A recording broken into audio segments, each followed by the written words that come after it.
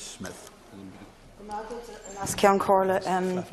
Deputy Kelleher, your brass neck and face may always be open for scrutiny, but that isn't the case with all of your party, and in particular some of the previous Taoiseach, whom we've had to spend tens of millions of euro investigating because their brass neck and face was not open for scrutiny.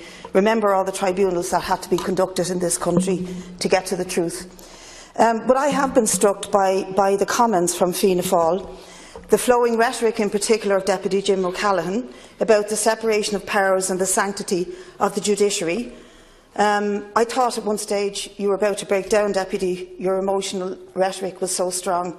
And to the outsider, given the language that was used, you would think that this bill was a revolutionary assault on the judiciary system in this country and that the entire legal apparatus of the state was under threat.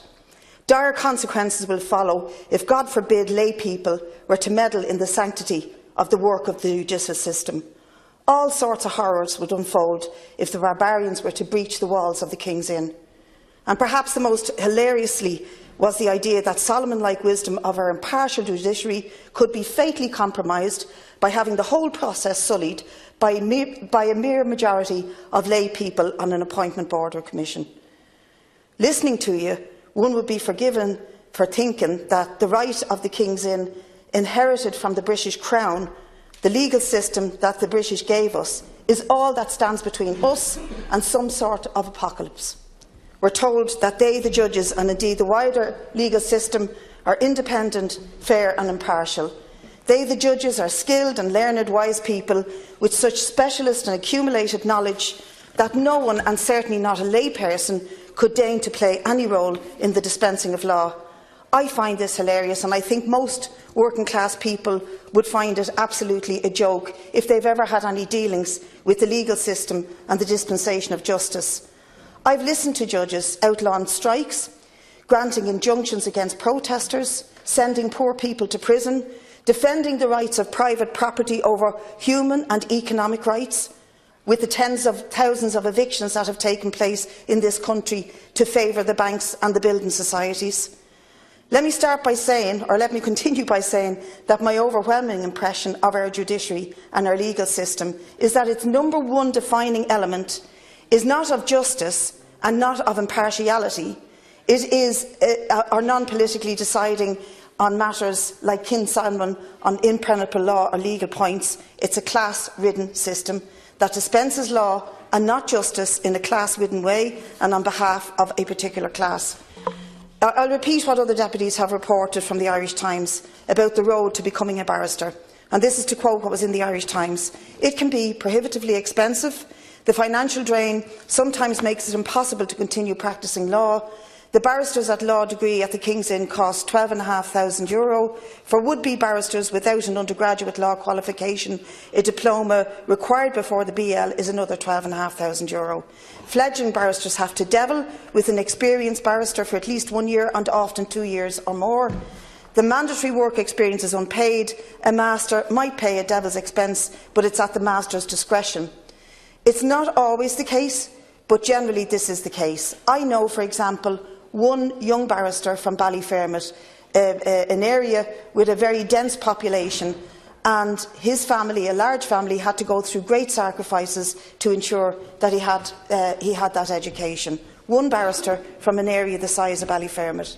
So let's not pretend that this is an open profession or a representative group of Irish citizens. By its nature, it's overwhelmingly the higher classes and the wealthier who become barristers and who attend the King's Inn.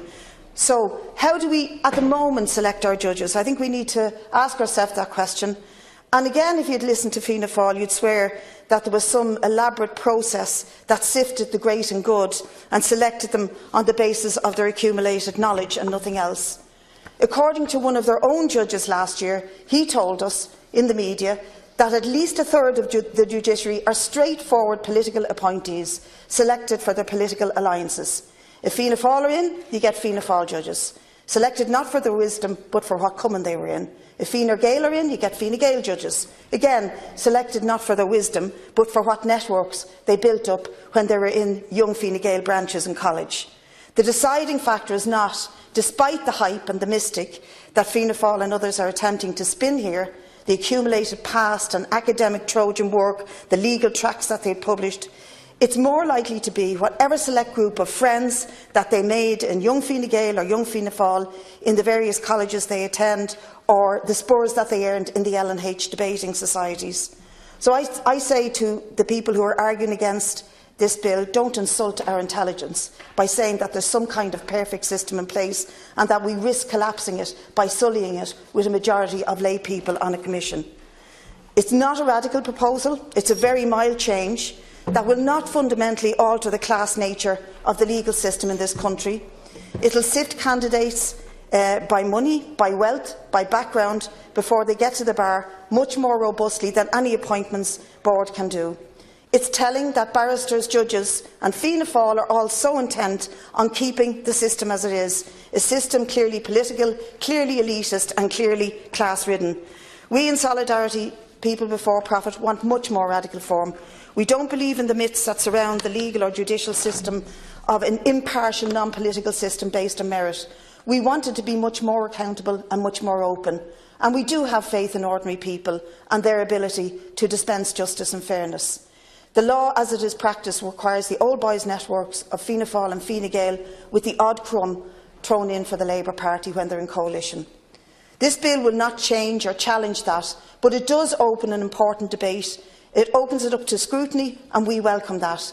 We will seek to push it further after the second stage, and as others have said, we will seek greater democratic opening up and transparency.